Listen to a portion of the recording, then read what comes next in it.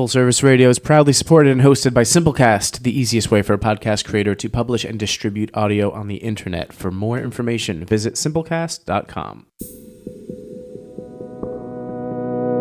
Recorded live from the lobby of the Line Hotel in Adams Morgan, Washington, D.C. Peace, everyone, and welcome to the Edible Activist Podcast. I'm your host, Melissa L. Jones, broadcasting live from the lobby of the Line, D.C. This podcast is where dynamic people of color in the food and agricultural space share their personal food journeys, passions, and perspectives that stem from the land, all exemplifying the spirit of activism in their own edible way. Let's get started.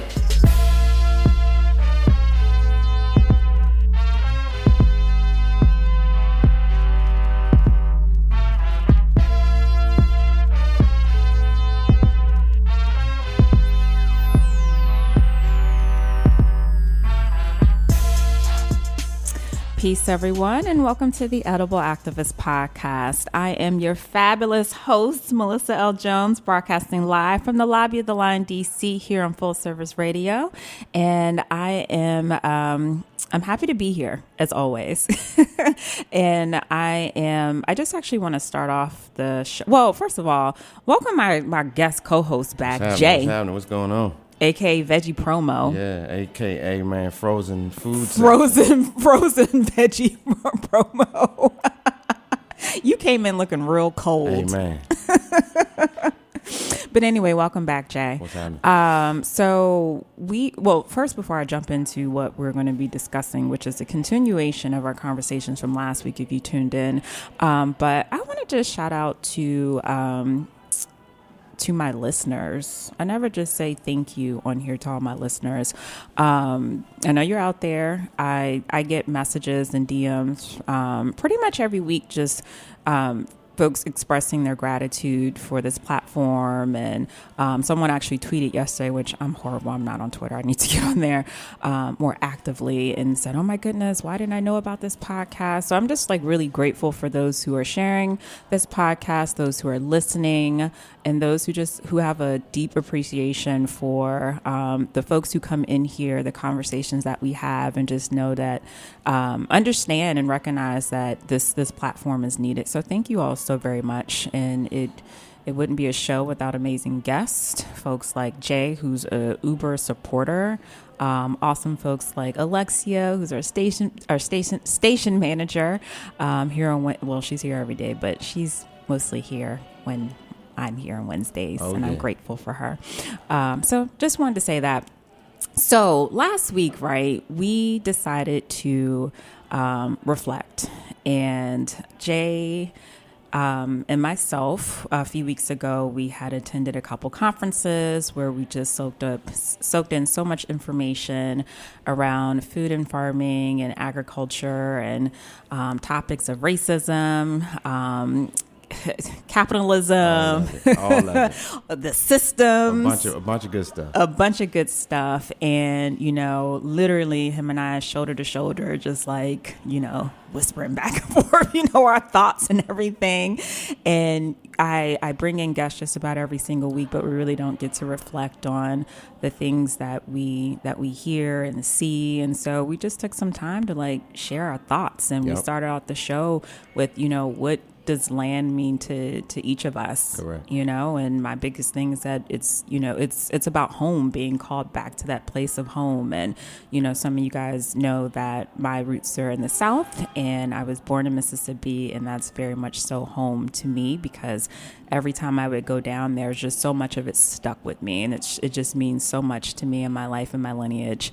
So anyway, we talked about a ton of stuff. The Bugs conference that we attended in New York City with a ton of Black urban farmers and gardeners, just to be in that space around all these food justice advocates and academics and scholars. It was just amazing. It was just so much brilliance in that room. So we talked about a lot. We talked, Jay even just talked about, navigating nature's grid and really utilizing the land in a way that is, sustainable for our environments, our economy, and the way that our ancestors used to steward the land. That's you know, correct. and not just having, if you have a house, just not having a lawn, just to have to mow it. Yeah. Grow some food. Grow some food. Got to. So I've been thinking a lot about those conversations, Jay, and I've been reading a lot, and I actually read an article a few days ago that I'll get into. But first, I do want to ask you, and I already kind of know the answer, but I just want you to share this with the listeners. I bumped into a couple in at the Bugs conference in New York City who are they're in Mississippi. And they inherited a ton of land, right? So now they're cultivating the land. They're farmers, and I'm hoping I get to meet them when I go down there You in a couple manifesting weeks. it right now. Yes. She's looking for me. She said, "You better call me." Right, She said, "I'm be looking for right. you." And so I want to ask you, Jay, because you've done this work. You are a farmer. You were in Richmond. You know, you and your former partner were growing together. Y'all were really y'all were in the hood of Richmond, where it was no access That's at correct. all. That's Y'all were correct. really out there providing, giving the community what they need, fresh produce, and produce from healthy soil. We're not correct. just talking, crappy vegetables, y'all were really out there cultivating. And so now you've been back in the area, and, land is sparse here, especially in the district. And there's still some places for you to grow, but you got to do that work. Remember, Gail from Harmony Farm came in, and she says, you got to do that work. She was very instrumental in pushing that DC farm bill, but she says, you got to do the work because there's no process. It needs more implementing, she says. But if you inherited some land, whether it's, I don't know where the hell that would be in DC, but the surrounding metro area, what would you do with it? I mean, excuse me. It really all depends on the size of the land. First and foremost, obviously build a dwelling. You know what I mean? People laugh at me all the time because, over the last couple of years, I've really got into looking at a lot of the shows or just different things where people are living in tiny houses or living in shipping crates and things like that. So. Yeah. Something maybe along those lines. I mean, obviously, like I said, a dwelling, but okay. If you inherited 5 acres, let's work with 5 acres. For 5 acres, I'd say definitely take 2 to 3 and use that for cultivation. Okay. I had the opportunity while I was in Richmond to see various size farms from different mentors of mine. Amy Hicks, she has a 10.5 acre farm where she farms on everything. She farms on the full lot. Wow. Some of my other mentors, Autumn and Brian from Tom Tim Farms, they actually have an 18 acre land mass, but they only farm on 3.5 acres. But for me, it definitely would get to the cultivating side, and then also I'd have an education center there. And for me, the reason why I'd say that is because this is work. Cultivating the land and growing and farming and things of that nature. Like I said, by us being people of color, it's in us by nature. You know what I mean? It's in us ancestrally. So for me, oftentimes just putting people there and giving people a space to actually cultivate and learn the processes. Excuse me. A lot of what you didn't know or did not realize you could do or you were good at or great at. Just giving them the opportunity to cultivate there. And with that, I definitely would have some animals. That's a part of farming that I have not been blessed enough to get into yet. I definitely want to start small, maybe chickens first. Okay. I wouldn't, go full you want no cows? No, I mean, I'll get there. You know what I mean? Horses? Yeah. No, well, horses don't really serve me that much of a purpose, but, definitely chickens, goats, and cows. Okay. I mean, because then that would provide me the opportunity to implement a lot of permaculture into my processes, which like I said, I have not had the opportunity to do. I actually entertained the thought of doing it down in Richmond. Richmond has an ordinance where you're only allowed to have 4 chickens. Yeah. So 4. I mean, yeah. Again, like I said,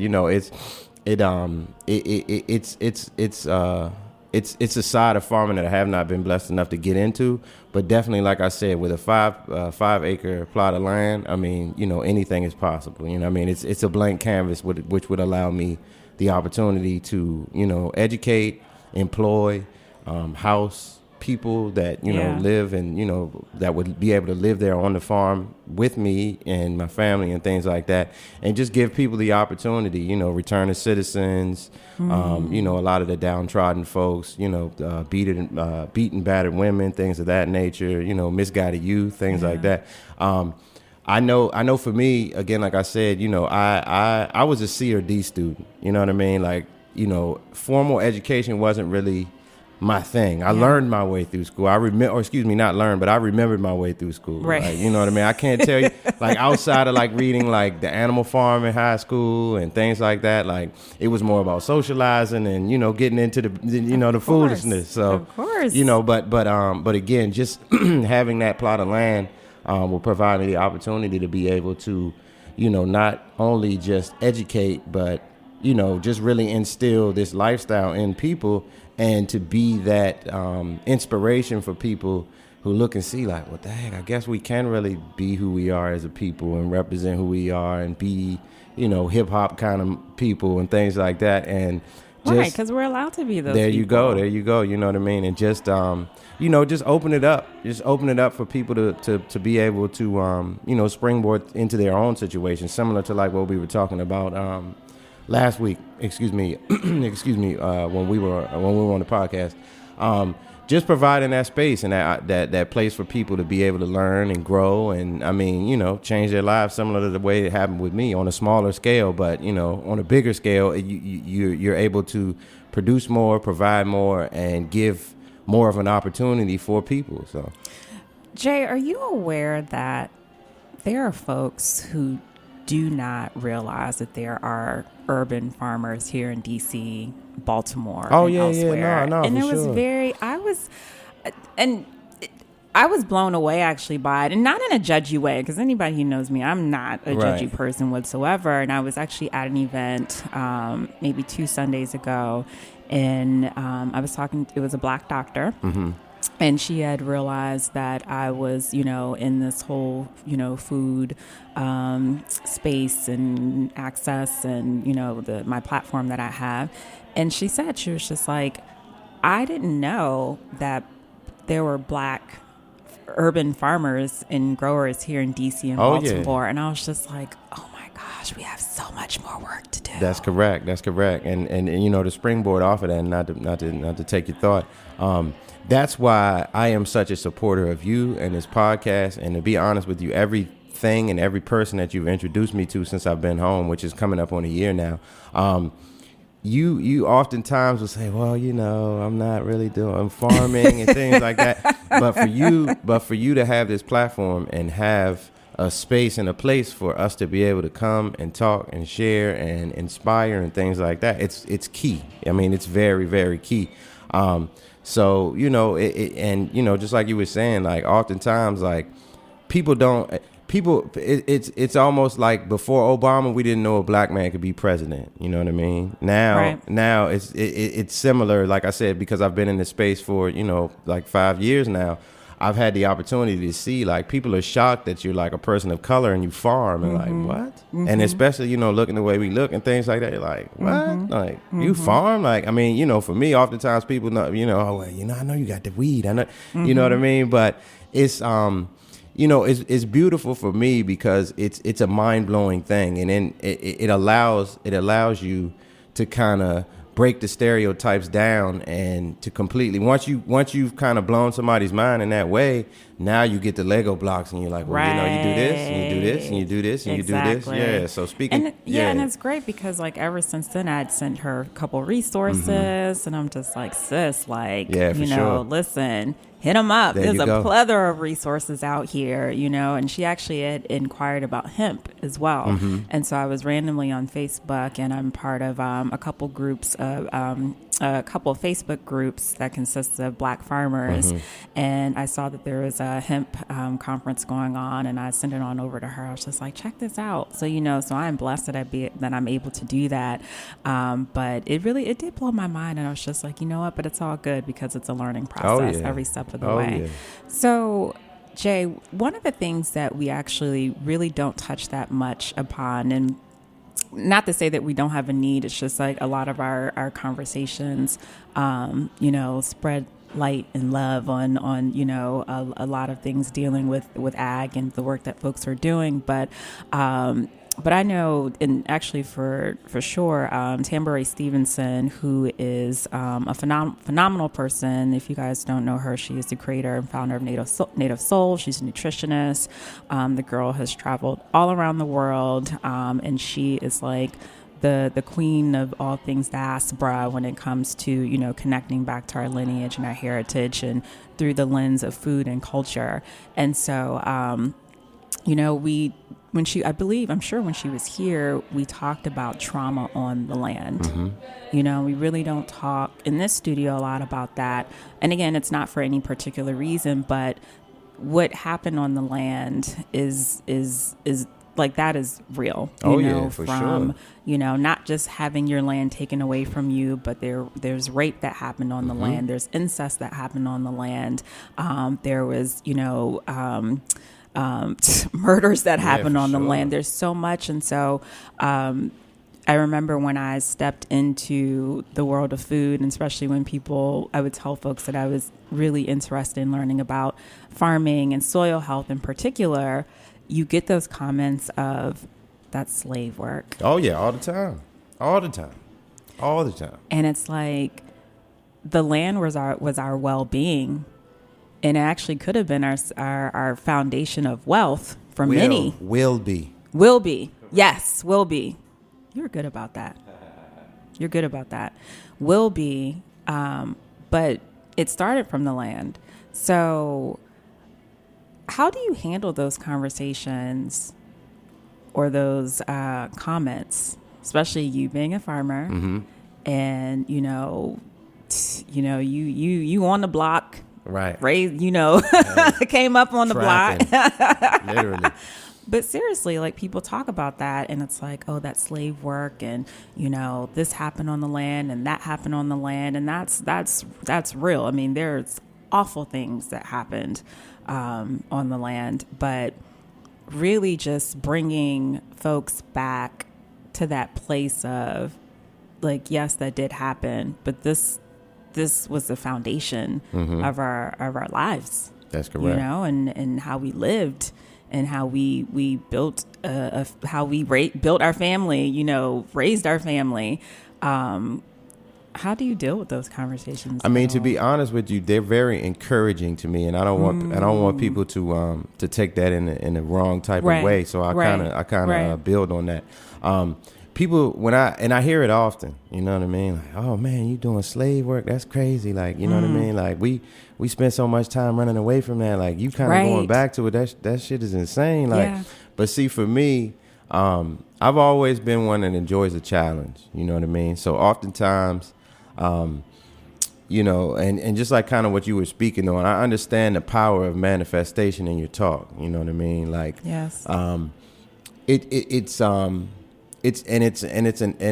a very rewarding challenge for me to be able to break down a lot of the stereotypes and a lot of the misconceptions behind farming and actual earth working and things like that. So for me, I speak to the fact of, actually, when you're inside of that process and you allow yourself to get your hands into the dirt, or into the soil or into the earth, a lot of what happened on that land, or a lot of things that our ancestors went through, it allows a lot to awaken inside of us. Wow. With actually getting our hands into the dirt and getting our hands into the earth. So a lot, and I see it often, as on social media and things like that. There's T-shirts and buttons and a bunch of stuff. It'll say that, like, I'm my ancestors' wildest dreams and things like that. I love that. So for me, man, I love that, because that's what I am. You know what I mean? I'm the one Preach. that, you know, I'm the one with, you know, the picture of 2 middle fingers up, like, yeah, I farm. You know, what's up? What's happening? You know what I mean? This is what we do. Step. Yeah, exactly. So for me, man, it's very, very rewarding. And like I said, I speak to it all the time, and I say it, you know, till I'm blue in the face. But with a lot of the systematic things that have happened in the neighborhoods and things like that, with drugs and, you know, just different ways that we've had to survive as people of color, it's built up a mentality in us, and it's built up a skill set in us that the hustle is still there. You know, all of that kind of, it's still there. So oftentimes with me, I speak to, you know, selling drugs is slave work to me. Because if you look at it, excuse me, you're not a source. You have to go to somebody or somewhere or something to get your product. You know what I mean? So essentially, you're slaving for the people that grow, that produce this product that you're actually selling in the neighborhood, and it's killing you. It's killing you. You're risking your freedom. You're risking your family.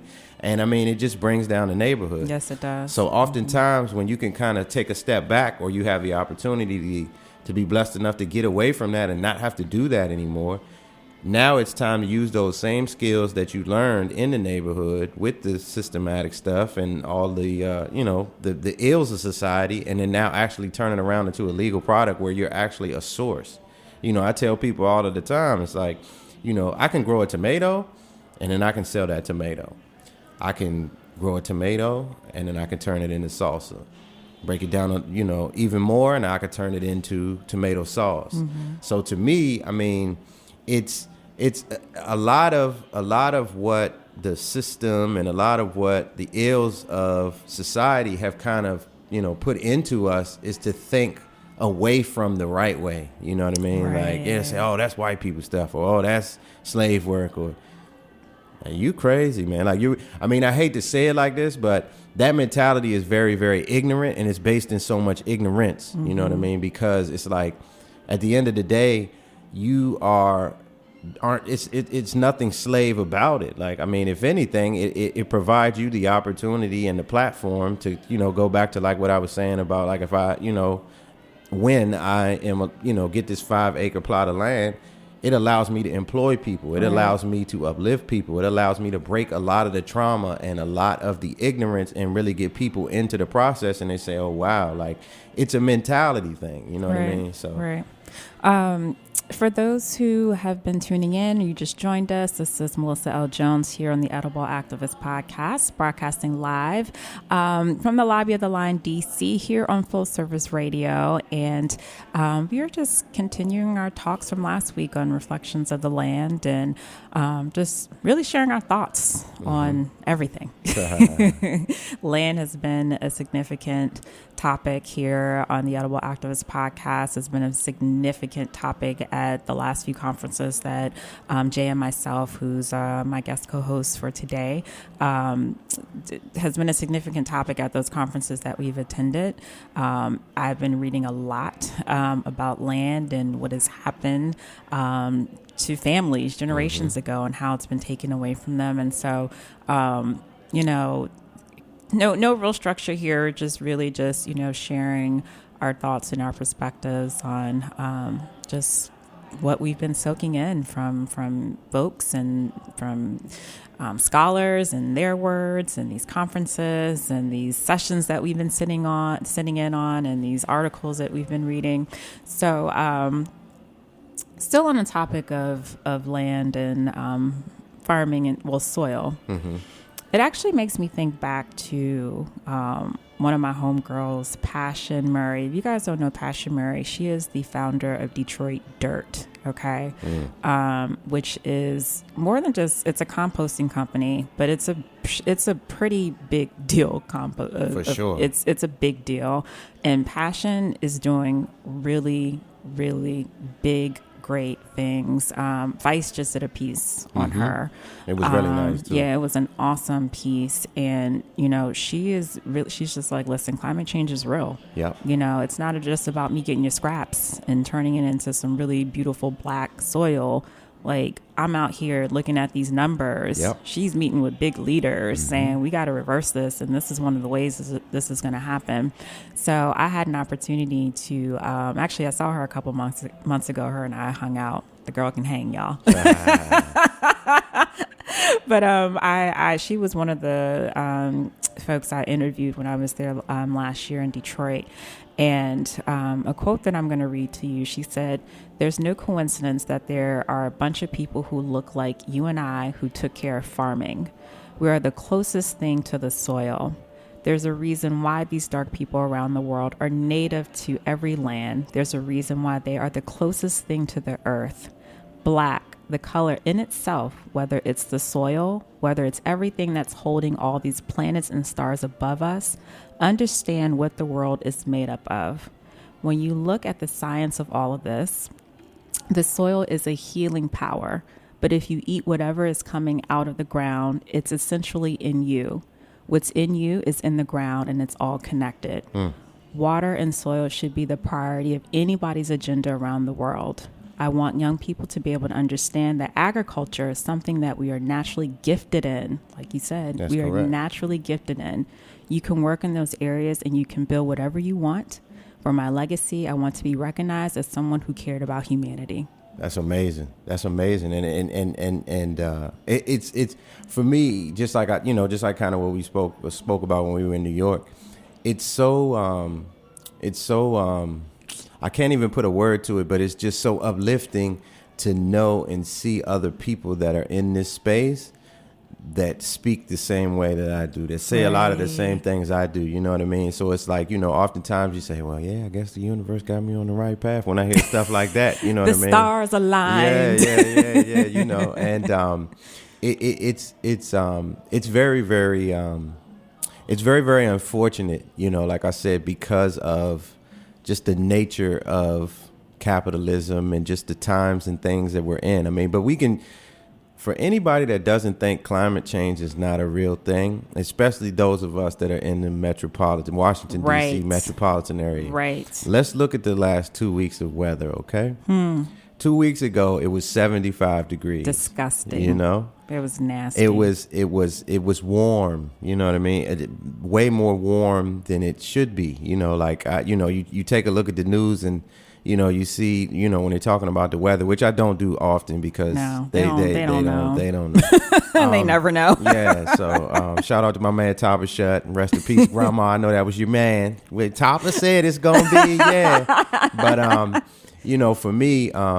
for me, oftentimes, like I said, if you just take a look at what's going on around us, we're getting to a place now where it's extremes.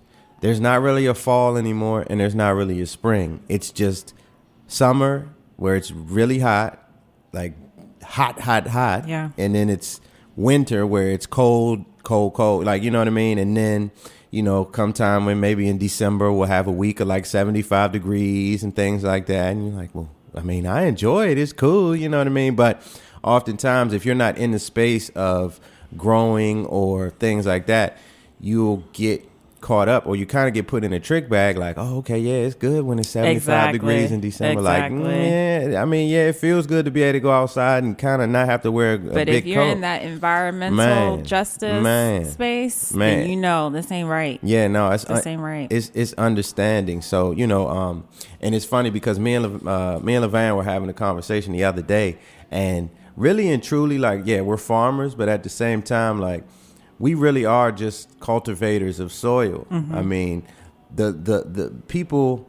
That's your main asset. Yeah. Would say. And that's like the last time when we were here. Crop. Yeah, like the last time when we were here. That's why LeVan was so steadfast about speaking to no-till and things like that. And as far as tilling your soil. So oftentimes, we're cultivating dirt. We're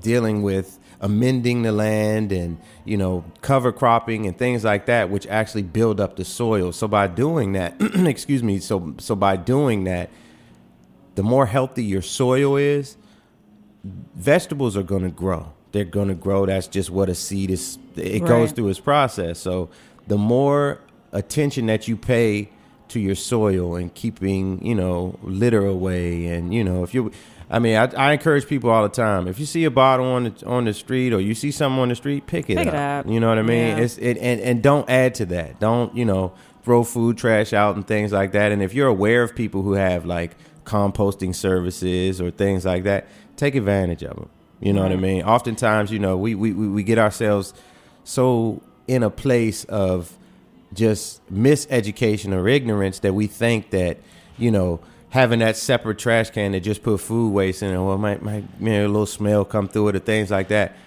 That little smell, that little, whatever it is, you'll get over it. There you go. You know what I mean? So at the end of the day, everybody what can isn't assist. natural are those air freshener scents. Yeah, there you go. In your house. Yeah. Burn some smudge or something. Burn some sage, things like that. But that's why I have a deep appreciation, and I know I say that a lot, but I do, for the ground level work that the gardeners and growers and farmers here in the city and the surrounding metro area are doing when it comes to regenerative farming and really focusing on soil health as well, because it is really helping to reverse, well, I hope. No, it is. The climate change, the climate and all the carbon that's in the air and sucking that down into the soil. Right. That's what we want to happen. And that is one of the important things of our growers in the area and elsewhere, who really do focus on truly, like when we say organic farming, I'm really talking about soil health. And it's farming. Sustainability. It's It's bigger than organic at this point, but you're on it. Yeah. So we're going to take a really short break, but back to Passion's quote about soil and,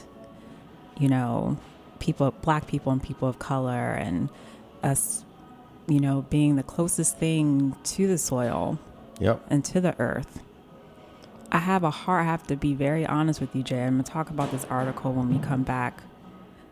Just grappling with the fact that what was the folks who discriminated against us because of our color, you took something away from us that is that same color. That's correct. And it's worth so much value to you. Very powerful. Very powerful. We're going to take a break? Hey.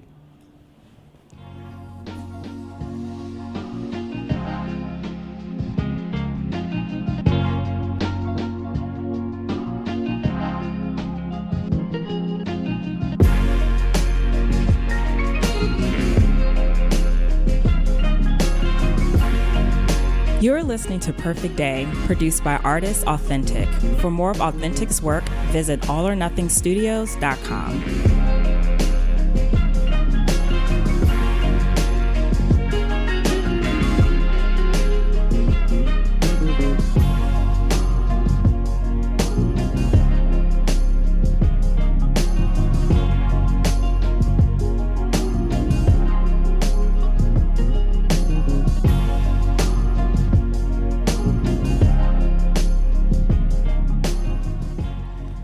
All right, welcome back, everyone. This is Melissa L. Jones here on the Edible Activist Podcast, your host for today and every Wednesday. Yeah, I'm about to say.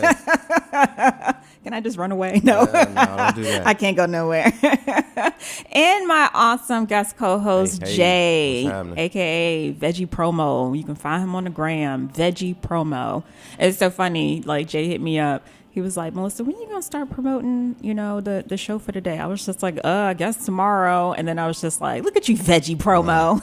Right. Because Jay will promote the hell out of your projects and whatever you got going on. Like if he's vested in your mission, he's going to promote it. So definitely follow him, check him out. And then you can check out other great people who he's connected to. That's what it's about, connecting and building. We have to.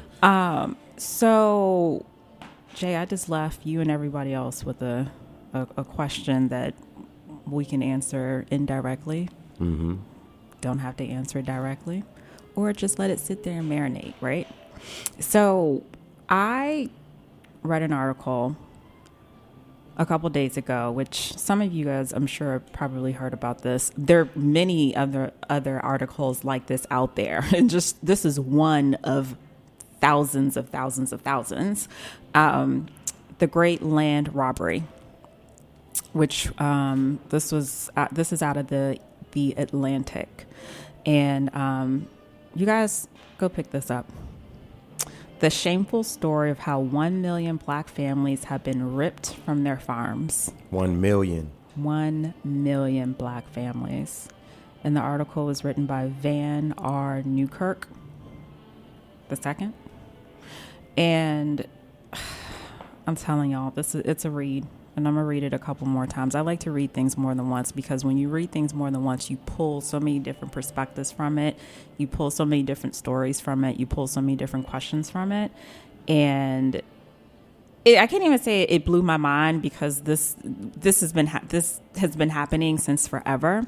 But I will tell you this one thing: if you really truly want to understand the racial wealth gap, yep, and the plight, the plight, you got to go back and understand the history of the land and how Black families were essentially hoodwinked and denied loans, lied on, papers distorted. I mean, all sorts of data just like destroyed, okay, to essentially get their land taken away from them and deposited into big corporations, pensions, Wall Street, okay,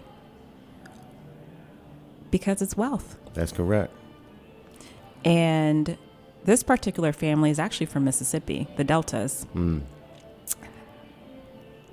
Land on land on land on land, okay? And thankfully, they still have some of their land, but there's so much other land that was just taken away from them. But anyway, y'all definitely need to go check out this article. But reparations, which is another pretty significant topic. Jay, there's a large sum of folks out here who do not think that reparations is an answer at all. And if any of you all are familiar with Leah Prenderman of Soulfire Farm, you know, I'm actually hoping to see her speak. She's actually coming here in January for the conference. And I know this sister is known to get on stage and will rip a hole through a wall and say, white people, whatever land you're sitting on, give it up. That's correct. Use your white privilege to help us fight these systems, and also demanding reparations from the land that was taken away from us. But there are people who do not think that it's an answer. Yeah, well, I mean, and not to stop your thought. Go for it. As much, and I just said it, you know what I mean, as far as manifestation and things like that, reparation is not going to happen. I don't think it will ever happen, plain and simply because of just, again, like we were speaking on, just the capitalistic mentality, you know what I mean? They took it away from us for a reason. They're not going to give it back to us. It doesn't matter who gets into the office. Because it was an agenda. There you go. You know what I mean? It was always an agenda. That's correct. You know what I mean? It was always the trick bag. You know what I mean? We're just falling further back, the less and less of it that we cultivate and less of it that we have. Exactly. But here's my answer to that. Don't hold your breath waiting on reparation. No. Just put something in the ground and grow something and cultivate. And afford yourself and your family and people that look like you and things like that the opportunity to cultivate. And that's the only way it's going to happen. You know what I mean? Like, I speak to it all the time. I hate seeing grass. I hate seeing lawn. Shout out to everybody that has landscaping companies and lawn maintenance and all of that kind of stuff. God bless you. Building your businesses. Yeah, for sure. You know what I mean? But we have to just say fuck it at this point and just grow stuff. You know what I mean? That's the only way that it's that we will have the opportunity to really get back to the land, because it's so far in and it's so deep and it's so wicked and it's, I mean, very wicked. Yeah, for the most part, you look at it. I mean, people of color are looked at as less than human. You know what I mean? So like, if you're less than human, like, what makes you think that white people are gonna give us land? Like, you know, you don't. They look at you like you're an animal that's supposed to be on the land as opposed to owning it and things like that. So like, expecting that things will change and one day it'll, you know, they'll get, the wicked folks will get a heart and feel bad and things like that. Hell no, man. Like, if anything, they're fighting even harder to keep that stuff. You know what I mean? So for me, man, that's my answer to reparation. That's my answer to reparation. Just get out there and grow and educate yourself. And here's another thing. You get your 40 acres and a mule. You ain't never farmed, you ain't never grown nothing, you ain't never done nothing, you never entertained the thought of it. What you gonna do with it? That was actually gonna be my next question. You know what I mean? Like, what are you gonna do with that? What are you gonna do when you get it? There you go. So that's another reason why, like I said, I'm so big on educating, and so it fuels my passion. You know what I mean? So much about breaking down the stereotypes, and then also, like I said, sharing and educating. You know what I mean? So for me, that's why I'm looking so forward into like getting into these school programs and getting into these youth education programs that I have starting here soon. And for me, that's where it starts. You know what I mean? You know, reparation can happen inside of your house on the kitchen rack. You know, reparation can start inside of a windowsill with herbs. Reparation can start with flowers in the front of your house. You know what I mean? So it's the small. You know, it's.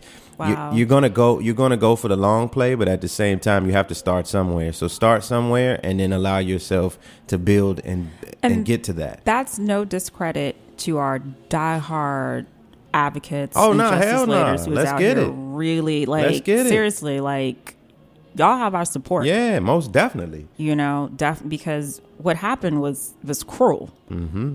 But you're right. We can't just sit around and wait for it. You can't sit around and wait for anything. You know what I mean? But let me read again. Please, y'all go get this. This whole article is really like a whole season for podcasts. Like, no lie. So again, it's the Great Land Robbery, and this is out of the Atlantic magazine, and it talks about a family in Mississippi who owned acres of land in the whole agri-government institution. So again, that's a whole nother podcast.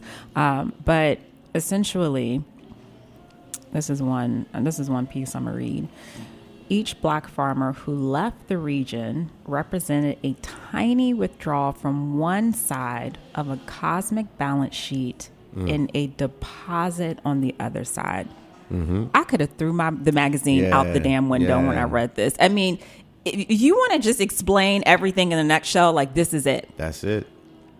Yeah, for sure. Take like the withdrawal and put it on the other side, a pool of wealth. Yeah, like grandma used to say, you cut your nose off to spite your face. Ooh. You know what I mean? So yeah, that's what that is, and that's what that was. Ooh.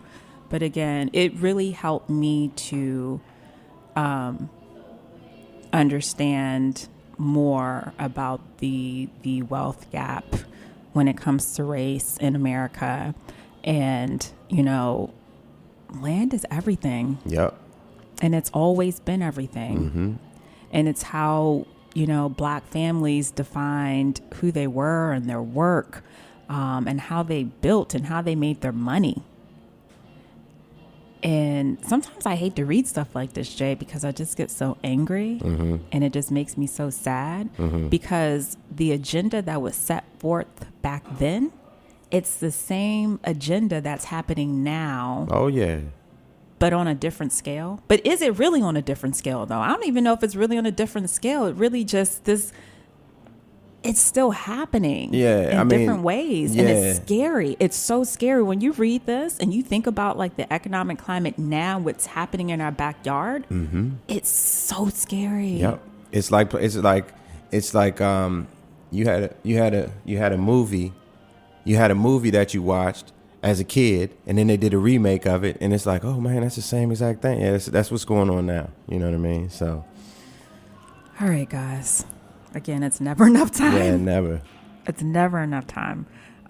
Jay, remind the folks where they can find you on social media. Social media is Veggie Promo, VEGGIE PROMO on Instagram. I'm not on anything else.